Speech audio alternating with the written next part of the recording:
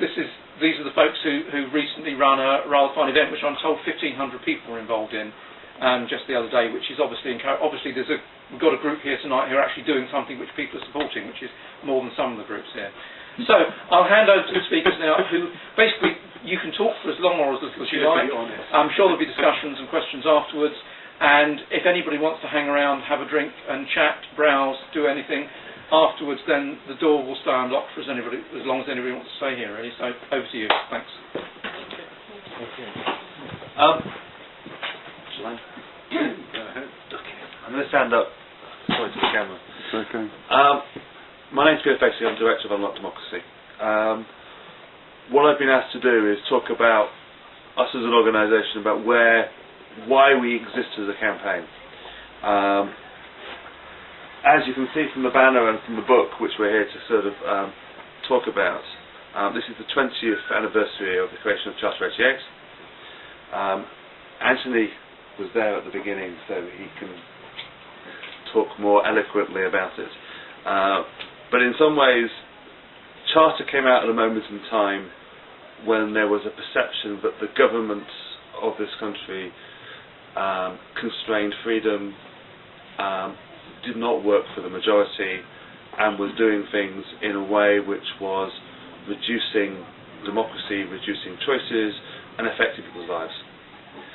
And when we launched Unlock Democracy 2 years ago, it was a coalition of 3 organisations which came from very different places in the political spectrum.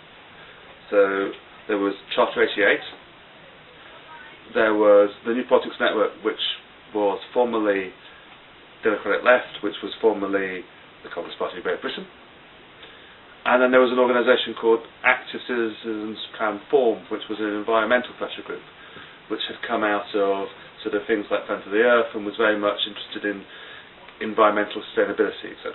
And we came together, and the premise behind it was very simple: that too much power in this country is locked up in the hands of too few people. And that if you want to have systemic change, whether that be environmental, whether it be social, whether it be even just to defend things that you care about, and maybe things which people here disagree with, like the right to go and chase small red animals across fields, if that's what you're into, the simple fact is that if the state or society is against you, you suddenly find that you're very, very powerless. And if you want to change that, you need to find a way of decentralising power, of empowering people, but also of constraining government. And now, that's a strange phrase. For many on the left, in myself included, we talk about enabling government. But one of the peculiarities of our country, unlike others, is that we have a constitutional framework which ultimately, actually, and always has, is about enabling our rulers to do what they want. It's always the structure, the way in which our wonderful unwritten constitution works, is effectively those in power get to interpret, to remake, to remodel our constitutional framework, and normally to enable them to do what they want. Now, if you agree with them, that is fantastic, because basically you can create more things for women, you can do this, you can do that. And as long as the state is with you, you suddenly find that barriers disappear. But if you find that you're on the other side of that particular divide, and actually the state is doing things to you, then you find that there is no protection.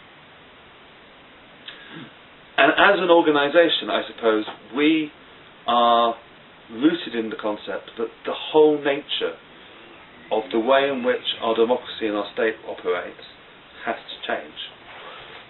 When I first did A-level politics, at the time of the miners' strike actually, I had a wonderful politics teacher, and it was the time of the creation of Charter 88, and he used to describe to me this idea that the British state was a car, and the British Civil Service with the engine, and what happened at an election was whoever got in would turn around and they would drive the car to the left, or they would drive the car to the right, and the state itself was neutral.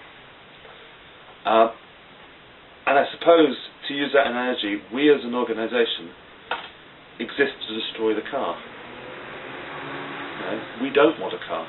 I'm not quite sure what we want, whether it's a bicycle or a hot air balloon, but actually the idea that this central state, the central government, you can actually have it which can deliver things, is actually quite dangerous.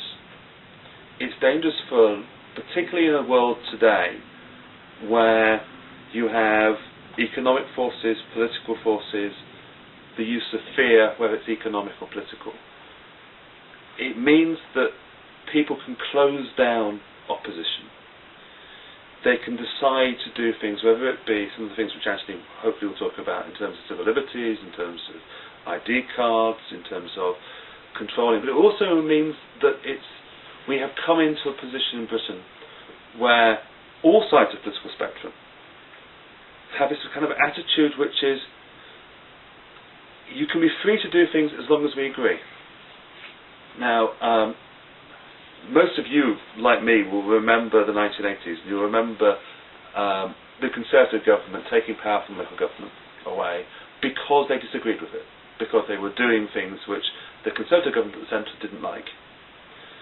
And a few weeks ago, I was listening to Carolyn Spellman, who's the Conservative local government minister, or shadow minister, and she was saying it's all right. We will now give more power back to local government. Now, I don't know if that's for you, but for me that's a good thing, and I welcome it. And it's I actually believe her. But the next bit scared me. The next bit was because they're now safe, because they're now run by Conservatives, and that ultimately is one of our problems in Britain. Is as long as we think that we can empower people because they're safe, because they will do what we think, then we're always going to have a problem. Because when it turns out not to be safe, whether that be a right-wing Conservative council doing things which a left-wing government doesn't want, or whether it be somebody just doing anything which a kind of bland government doesn't want people to do, then they will always close it down. Because they're not doing what we want them to do with their freedom. And until we as a country can get to the point where you're free to do things we don't like, and that's a really difficult concept, particularly for me, who regularly kind of says you shouldn't do that. I have a toddler at the moment, and I'm constantly saying no. And the concept that you actually have a democracy in which we allow different places of power where people can actually do things which we disagree with is a difficult one to sell. But if we can't get there, we are never going to have the type of vibrant democracy where rights are protected, where people can actually do new things, and where we can actually progress as a country, because we will always simply be doing it one way, and it will depend on who controls that car. And, I used to think what the problem was, it wasn't me controlling the car. And I've come to the conclusion later in life that I'm never going to control the car, and therefore, and the problem is I don't trust whoever is going to become the driver, and that's not a party point. I don't trust Effie Cameron, I don't trust Gordon Brown, I don't even trust George Galloway, God forbid, if he became the driver of the car. I mean, actually the problem isn't the driver, the problem is the car, and therefore we have to, and as an organisation we are committed to, wonderful in a radical bookshop saying it, smash the state. Thank you.